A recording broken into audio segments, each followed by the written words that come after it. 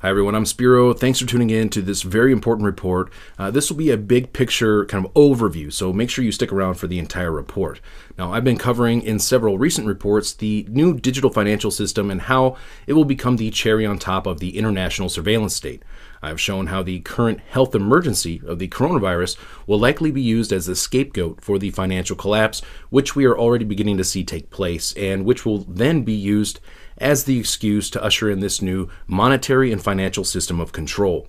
Of course, the central banks and the governments do not want to take responsibility because the public may lose trust in the system, so enters the well-timed outbreak to take the blame.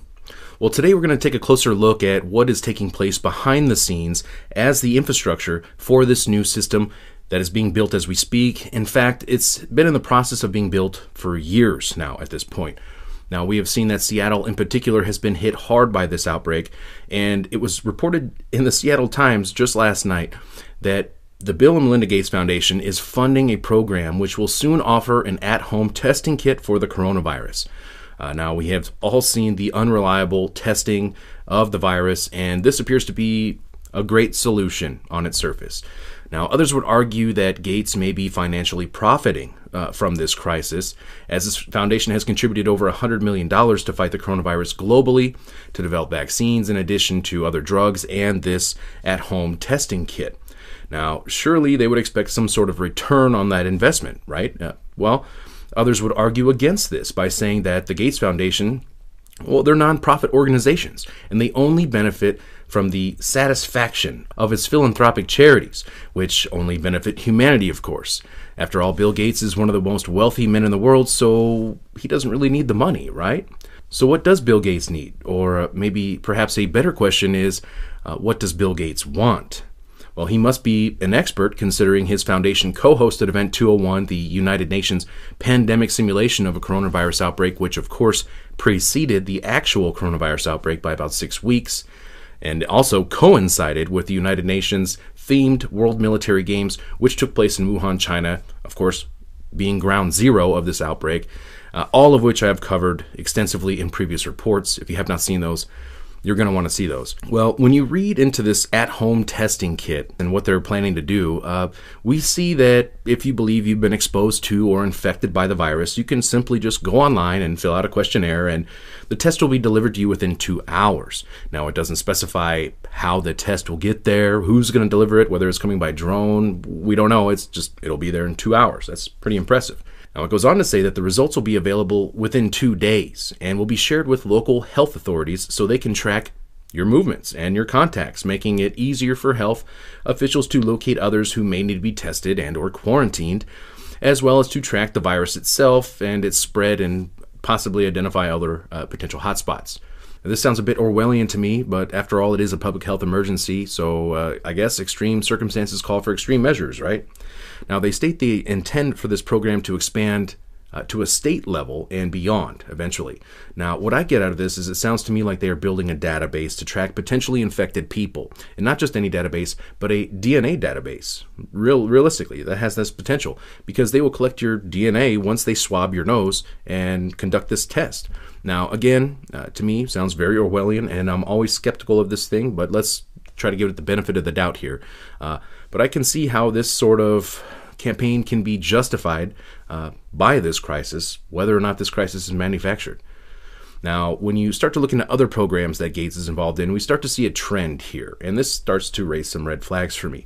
For example, Bill and Melinda Gates Foundation have also funded an invisible biometric tattoo program to identify vaccinated people, which can be given at birth or throughout any time in your life.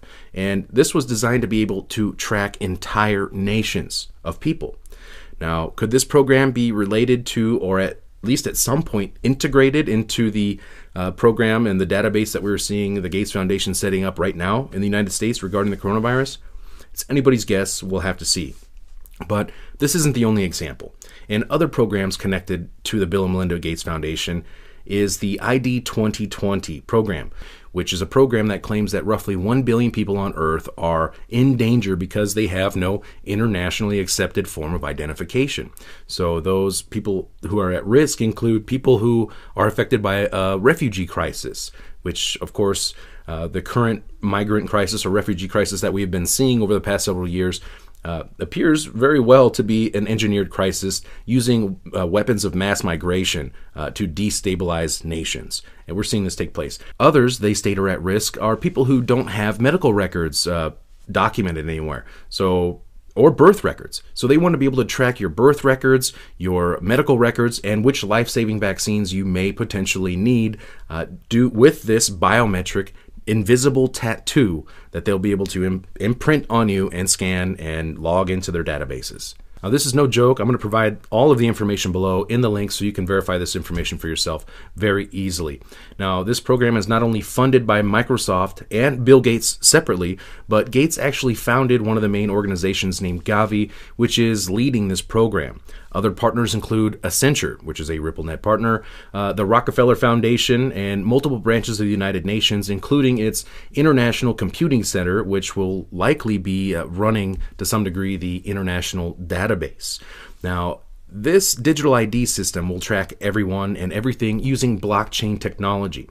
And not only will it provide medical history on you via the biometric tattoos or implanted microchips, which they mention in these reports, it'll also be used for employment and background checks, and will most likely be tied to your social credit score and even your bank accounts. Now, if you want to be able to do business, buy or sell things, or even be employed, you will likely have to be integrated into this system.